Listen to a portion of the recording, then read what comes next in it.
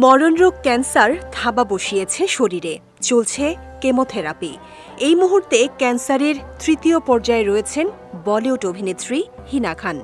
তবুও তার অদম্য মনের জোর, মানসিক শক্তি এতটুকু কমেনি তার। আর তাই এই অসুস্থ শরীরেও উমরা পালনের উদ্দেশ্যে মক্কায় গেছেন অভিনেত্রী হিনা খান। তার মনের জোরকে অভিবাদন জানিয়েছেন নেটিজেনরা। সম্প্রতি হিনা খান তার ইনস্টাগ্রাম প্রোফাইলে উমরা পালনের বেশ কিছু ছবি শেয়ার করেছেন। সেখানে তাকে অলিভ কালারের আভায়া ও মাথায় হিজাব পরা অবস্থায় দেখা গেছে। ছবিগুলো প্রকাশ করে ক্যাপশনে অভিনেত্রী লিখেছেন, আমি মক্কাতে আসতে পেরে অভিভূত এবং বাকরুদ্ধ।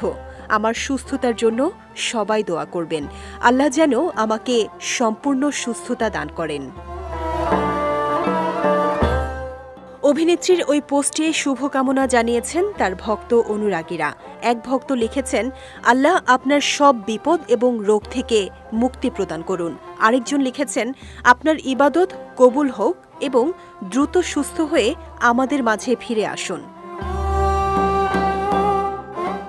ছোট পর্দায় ইয়ে রিশতা ক্যা কেহলাতা হে দিয়ে যাত্রা শুরু করেন হিনা খান।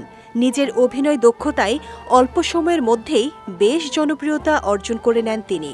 তারপর খাতরো কে খিলাড়ি সিজন 8 এবং বিগ বস 11-এ যোগ দেন হিনা। তবে 2024 সালের জুলাই মাসে হঠাৎই ক্যান্সারে আক্রান্ত হওয়ার দুঃসংবাদ দেন তিনি। বর্তমানে স্তন ক্যান্সারের চিকিৎসা নিচ্ছেন এই অভিনেত্রী।